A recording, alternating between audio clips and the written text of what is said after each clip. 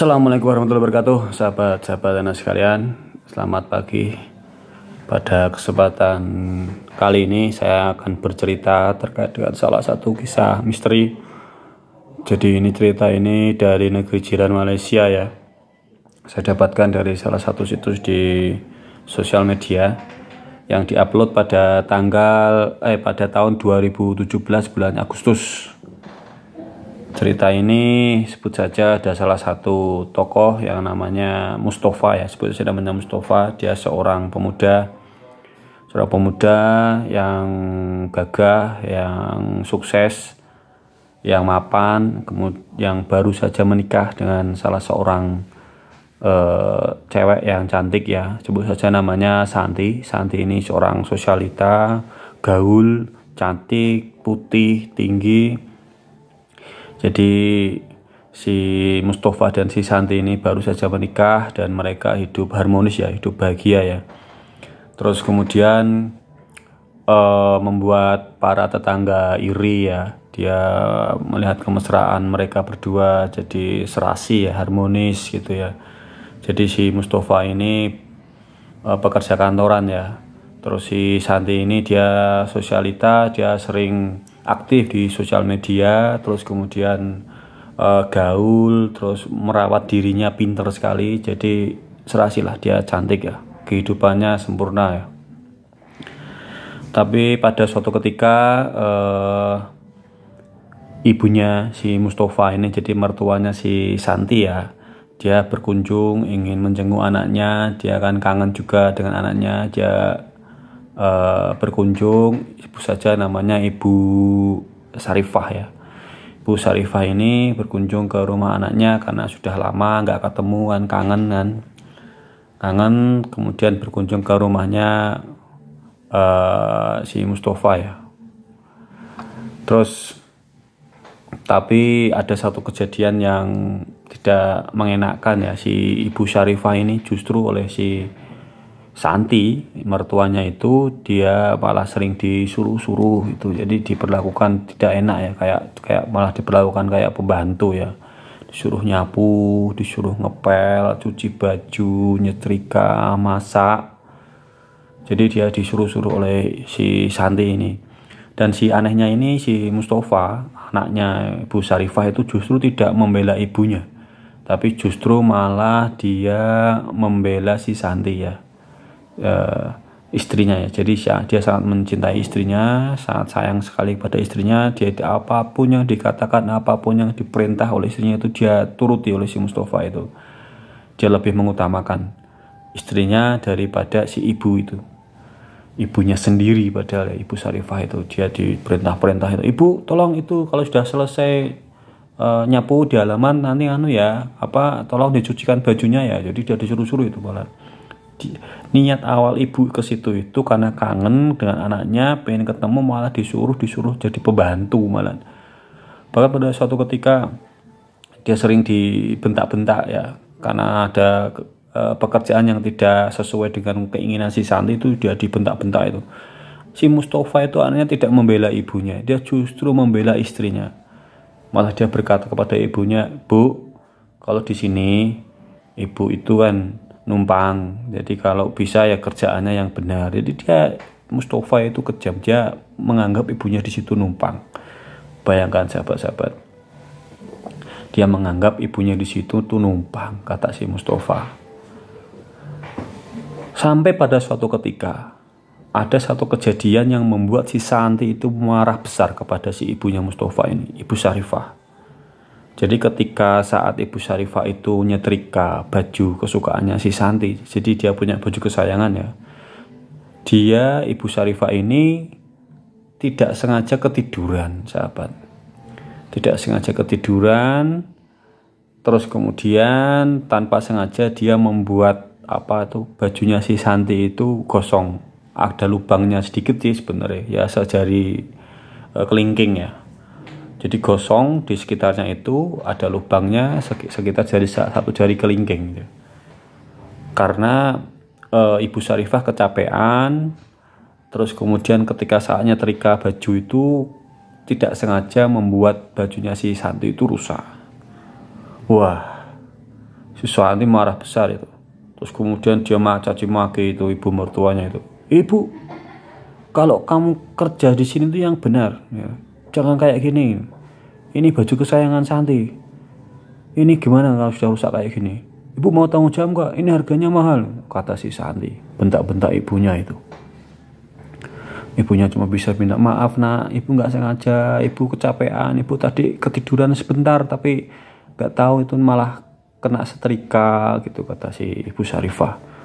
Setelah si Mustafa pulang ya, itu si Santi mengadukan kejadian itu kepada suaminya si Mustafa. Dimarahi itu Ibu Syarifah itu di depan suaminya itu. Ini mas, ibu kamu ini kerja nggak becus. Ini lihat ini baju Santi ini jadi bolong, jadi rusak kayak gini. Jadi dia mengadu kepada suaminya. Anehnya si Mustafa itu tidak malah meneram istrinya, tidak malah membela ibunya, tapi justru mendukung istrinya itu untuk mencaci maki ibunya itu, sahabat-sahabat. Ibu bilang, kata Mustafa, ibu itu kalau dari sini kan sudah kita kasih makan, kita kasih tidur. Bu ya yang benar yang kerja itu bu. Jadi dia nganggap ibunya di situ itu kerja, si Mustafa ini. Jadi nggak tahu diri ini. Terus kalau gini tuh gimana? Ini baju mahal loh bu. Ibu di sini udah nggak becus itu, udah gini aja. Ibu jangan di sini. Ibu cari anaknya yang lain aja. Kan masih ada toh saudara-saudara saya, saudara-saudaraku yang di sekitar sini. Ibu ikut adik-adik atau siapalah, jangan di sini. Jadi ibunya diusir oleh si Mustafa. Disuruh pergi, suruh ikut anaknya yang lain. Si Santi juga mengiyakan. Iya itu mas, ibu suruh pergi aja itu. Di sini sudah nggak ada gunanya ini. Kerjaan sudah nggak becus. Ini malah baju saya rusak. Ini suruh keluar aja itu. Jangan di sini, keluar aja. Disuruh keluar Ibu Syarifah. Terus kemudian Ibu Syarifah itu bergegas, terus kemudian mengemasi barang-barangnya. Sampai kemudian sebelum pergi, Ibu Syarifah bilang, "Nak, Mustafa anakku, aku minta maaf kalau ibu di sini merepotkan kamu. Ibu minta maaf kalau di sini cuma numpang hidup kepada kamu. Ibu minta maaf. Tapi tolong nak, ibu akan pergi dari sini, tapi tidak malam ini. Ibu minta semalam saja nginep di sini. Karena lihat toh nak, di luar sedang hujan." Jadi sahabat-sahabat, di luar itu sedang hujan deras ya. Posisinya itu di luar sedang hujan deras dan bahkan berangin ya. Jadi anginnya itu sambil membawa hujan itu. Jadi ketika menyentuh kulit kita itu agak sakit ya, karena saking anginnya itu saking kencengnya ya. Terus kemudian Mustafa bilang, "Tidak bisa bu, malam ini juga ibu harus pergi dari rumah saya. Itu ke rumahnya si Andi. Andi itu adiknya Mustafa. Ibu kan ini kan dekat dari sini. Ibu pergi saja ke sana." Jadi kejadian ini disaksikan oleh tetangga sebelah. Jadi tetangga rumahnya itu sempat melihat kejadian ini, kejadian saat Ibu Syarifah pergi dari rumahnya Mustafa saat hujan deras dan angin kencang. Hujan-hujanan Ibu Syarifah keluar dari rumahnya dari rumahnya Mustafa menuju ke rumah anaknya yang satu, adiknya si Mustafa, si Andi itu. Terus Ibu Syarifah kan nangis, sakit hati dia. Nangis sakit hati. Dia sambil berucap, sambil menudingkan jari telunjuknya kepada Mustafa, dia berucap, "Kamu Mustafa anak durhaka. Kamu saya lahirkan, tapi kamu malah durhaka kepadaku. Kamu anak durhaka, kamu anak durjana. Kamu akan menerima azab dari Allah Subhanahu wa taala. Kamu telah menyakiti hati ibu. Kamu anak durhaka, kamu anak durhaka, kamu anak durhaka." Dia bilang seperti itu terus kepada Mustafa sambil meninggalkan rumah. Mengacung-ngacungkan jarinya itu, jari telunjuknya kepada Mustafa sambil meninggalkan rumah, sambil menangis, sambil berjalan kaki ke rumahnya si Andi. Padahal sahabat, jaraknya itu sekitar setengah jam perjalanan dari situ. Setengah jam. Jadi jalannya itu setengah jam. Jadi ya nggak begitu jauh ya, setengah jam. Tapi waktu itu kan masih pada posisi hujan deras. Itu sangat menyakitkan kejadian itu. Itu terekam jelas. Dan itu ada saksi mata yang menjadi responden yang menceritakan salah satu kisah ini. Beberapa bulan kemudian sejak kejadian itu, sahabat, jadi si Mustafa ini tiba-tiba dia memiliki penyakit gatal ya. Gatal ya. Dia memiliki penyakit gatal di sekujur tubuh. Di sekujur tubuhnya itu gatal, sahabat-sahabat. Terus kemudian dari sekujur tubuh itu muncul bintik-bintik merah. Bintik-bintik merah yang seperti titik itu. Seperti titik. Terus kemudian titik-titik itu menggerumbul pada seluruh tubuhnya. Setelah menggerumbul, beberapa hari kemudian titik-titik itu mecah. Jadi ada nanahnya putih-putih itu. Nanah putih-putih itu mecah kemudian menimbulkan bau yang tidak sedap. Mustafa ini sudah beberapa kali berobat ke dokter spesialis kulit, ke ahli kulit, terus kemudian ke paranormal, terus kemudian pokoknya berobat kemanapun, baik itu medis non medis, sudah dilakukan oleh si Mustafa itu. Tapi justru penyakitnya itu tidak sembuh sama sekali, sahabat. Justru semakin parah. 1, 2 bulan, 3 bulan kemudian dia sudah tidak sembuh lagi. Akhirnya semakin parah, dia hanya bisa berbaring di tempat tidur. Karena ada gesekan di tempat tidur, tidak bisa berbaring. Akhirnya nanahnya itu yang tadi penyakitnya itu lengket ke tempat tidurnya, membuat kulitnya itu terkelupas, mengoreng ya. Jadi sekujur tubuhnya itu mengoreng, mengelupas kulitnya. Jadi kayak penyakit kusta gitu ya. Mengerikan pokoknya. Wah, itu justru setelah itu yang merawat malah istrinya. Istrinya itu ngerawatnya itu nggak ikhlas. Dia marah-marah kepada si Mustafa. Dasar suami tidak berguna, nyusahin aku saja. Kamu sekarang sudah nggak bisa kerja, menghabiskan uang. Dimarahi Mustafa itu. Mati saja kamu. Istri yang dulu dia bela di hadapan ibunya, yang dia utamakan melebihi ibunya, hari ini dia justru dihinakan oleh istrinya, dicaci maki oleh istrinya, sahabat. Si Mustafa ini, istrinya tidak mau merawatnya. Mati saja kamu, suami nggak berguna ini. Saya mau nikah lagi setelah ini nanti. Saya masih cantik, tidak butuh kamu lagi. Setelah beberapa bulan, sahabat, jadi dari dia sakit ya, semakin parah itu. Tubuh si Mustafa itu semakin kurus, kerempeng, tidak bisa apa-apa, hanya bisa berbaring di tempat tidur, sahabat. Jadi yang tadi itu bintik-bintik merah jadi kemudian jadi nanah itu melepuh, mengoreng ya. Setelah mengoreng kemudian dia akan tidur terus. Akhirnya itu nempel sama tempat tidurnya, mengelupas itu kulitnya. Wah, bayangkan itu betapa sakitnya itu, sahabat-sahabat. Sampai seperti itu, baunya itu minta ampun, bau busuk itu menyeringai semuanya. Wah, menyebar di mana-mana, sahabat-sahabat sekalian. Jadi itu kondisi Mustafa semakin parah, yaitu tubuh kurus kerempeng, koreng di mana-mana, bahkan tidak bisa ngapa-ngapain, hanya berbaring di tempat tidur, sahabat. Uang sudah habis untuk berobat, istri yang dibela-belain sudah akhirnya dia tidak tahan lagi. Akhirnya dia sudah tidak peduli lagi dengan si Mustafa itu, sampai pada suatu ketika si Mustafa ini meninggal dunia, sahabat. Setelah meninggal dunia itu akhirnya tetangga-tetangga yang mau melayat itu sebelum masuk rumah itu sudah bau dulu. Sebelum masuk rumah sudah bau dulu. Baunya sudah nak colone Jawa breng-brengan ya, menyengat hidung. Sebelum masuk rumah sudah bau. Bayangkan ketika masuk rumah itu baunya kayak apa itu. baunya, bau busuknya minta ampun. Gara-gara lukanya itu, luka yang sudah mengorem, mengelupas, akhirnya busuk ya sahabat-sahabat, bau nanah, anyir gitu ya. Sampai tetangga-tetangga itu berbisik, ini apa, ini bisa bau kayak gini, itu mayitnya itu bau. Setelah itu kemudian Mustafa, jenazahnya ini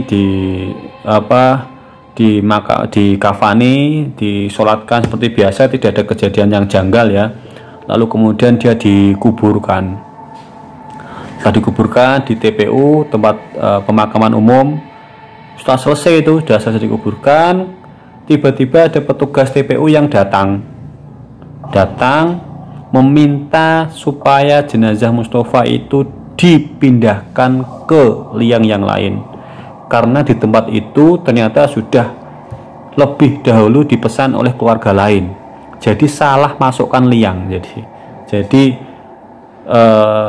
jenazahnya si Mustafa itu salah masuk liang lahat. Akhirnya mau tidak mau, karena itu memang sudah dipesan oleh keluarga yang lain ya, oleh keluarga duka yang lain, akhirnya mau tidak mau itu dipindah, akhirnya dipindah ke sebelah pagar batas antara makam dan jalan umum ya, di pinggiran di Mustafa di pinggir ya. Jadi tidak di itu, yang ini kan di tengah ya. Jadi tengah, di jalan, deket jalan makam tengah itu kan strategis. Nah ini enggak, ini di pinggir, paling pinggir, deketnya deket dari tembok di Mustafa itu, jatahnya di situ. Nah mau nggak mau akhirnya para petugas penggali kubur sama tetangga, sama beberapa tetangga pengiring ya, itu sama ustadz, akhirnya sudah dipindah aja, akhirnya dipindah. Jadi ketika digali itu, dari selesai itu kan dikubur kan selesai itu, nah kan dibongkar lagi, dari dibongkar lagi itu diperkirakan 30 menit ya Pak, 30 menit. Akhirnya digali, penggali kubur itu meloncat ke atas, astagfirullahaladzim, sambil teriak seperti itu. Dia kaget sekali melihat jenazahnya si Mustafa itu sudah tidak berbentuk sahabat, tidak berbentuk, mukanya itu gosong, terus kemudian kain kafannya itu sudah tidak putih lagi, tapi sudah keabu-abuan, hampir kehitam-hitaman, yang kayak ketika terpanggang gitu, seperti terbangkang, dan bau seperti bau sangit ya, kalau dalam bahasa Jawa ini sangit, bau terbakar lah intinya, bau terbakar menyebabkan wah itu kaget. Jadi semua penggali itu meloncat ke atas, astagfirullahaladzim, Ustadz seperti itu. Ada apa? Ustadznya bilang, ada apa ini? Nah, itu Ustadz, itu jenazahnya itu gosong Ustadz. Astagfirullahaladzim, Ustadz bilang seperti itu ya, istighfar dia. Setelah itu dia melihat jenazahnya si Mustafa itu gosong, mukanya itu gosong, terus kemudian kakinya itu terlipat sampai ke dada, tangannya terlipat sampai ke punggung, bisa seperti itu. Jadi sudah acak-acakan itu, acak-acakan ya, kain kafannya sudah acak-acakan juga dan gosong ya. Kaget seperti itu, ini dosa apa ini kayak gini ini. Wah, akhirnya setelah beberapa detik tertegun karena menyaksikan ini ya, itu sempat ragu itu petugasnya itu, ini gimana Ustaz? Bagaimanapun juga kewajiban kita adalah memakamkan saudara kita yang semuslim, seiman. Itu kata si ustadznya seperti itu. Mau tidak mau harus dimakamkan kan memang. Akhirnya dengan gemeter petugasnya itu memindahkan jenazahnya itu ke dalam liang kubur yang baru, sambil istighfar sama astagfirullahaladzim, la haula wala quwata illa billah, Allahu akbar. Wah, semuanya geger, gemeteran itu sampai waktu itu dimasukkan dalam liang lahat. Ini dosa apa ini seperti ini? Terus kemudian ada yang mengatakan bahwa si Mustafa ini adalah anak durhaka Ustaz, ada yang bilang seperti itu. Dan sampai mati si Mustafa ini masuk ke liang lahatnya itu belum sempat mendapatkan maaf dari ibunya, sampai segitunya siksa kubur. Belum sampai di akhirat, baru 30 menit sudah gosong itu, mukanya sudah gosong, terbakar sahabat, tidak terbentuk jenazahnya itu, kaki bisa sampai ke dada, tangan bisa sampai ke punggung itu kan patah tulang semua, berarti kan bayangan bagaimana sakitnya itu sahabat. Wah, sampai seperti kemudian dikubur. Setelah dikubur kemudian ustadznya bilang, ini ibunya di mana ini?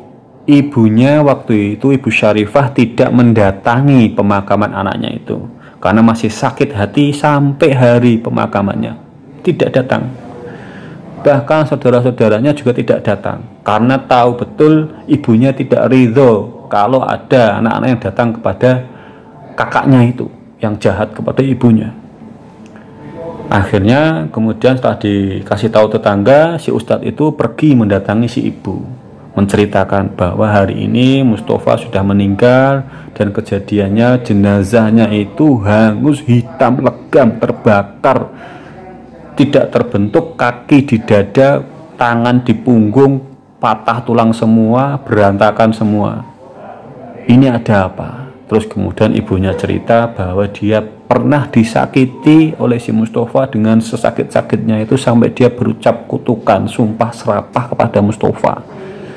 Dan benar dia pernah mendoakan Mustafa untuk mendapatkan azab dan akhirnya dibalas, diijabah oleh Allah Subhanahu wa taala melalui sakit koreng yang sampai beberapa bulan, berbulan-bulan itu sampai akhirnya meninggal, dan dalam kuburnya pun belum sampai 1 hari, baru 30 menit sudah gosong seperti itu.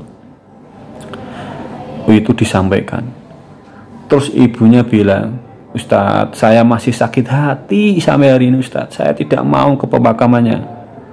Saya sakit hati Ustadz, saya sakit hati Ustadz, karena seperti ibu seperti itu. Terus Ustadznya bilang, ibu tolong dipikirkan ibu, ini baru di dunia ibu, ini baru di alam kubur. Bagaimana nasib nanti anak Anda kalau di akhirat sebelum mendapatkan maaf dari jenengan ibu, dari Anda ibu, tolong dimaafkan. Akhirnya sahabat, dengan kelegawaan hati, kasih sayang seorang ibu, akhirnya dia memaafkan si Mustafa dan mendatangi makamnya serta mendoakannya bersama adik-adiknya. Ini yang dinamakan kasih ibu sepanjang masa. Kasih ibu sepanjang masa. Dia tidak akan pernah tega melihat anaknya menderita, sahabat. Walaupun dia disakiti sedemikian rupa, tapi dia tetap mendoakan anaknya. Pada akhirnya Ibu Syarifah datang ke makamnya si Mustafa untuk mendoakan si Mustafa supaya diberi maaf oleh Allah Subhanahu wa taala dan memaafkan apa yang menjadi dosa si Mustafa terhadap dirinya. Ini sahabat, keajaiban seorang ibu, sahabat. Demikian sahabat, ini cerita pada kali ini. Semoga ini bisa menjadi satu suri teladan ya, bahwa jangan sampai kita durhaka kepada seorang ibu ya, seorang ibu. Ibu itu adalah wali kita di dunia dan di akhirat nanti, sahabat. Surga di telapak kaki ibu. Ya, jangan sampai kita durhaka. Demikian, semoga saja bisa memberikan manfaat.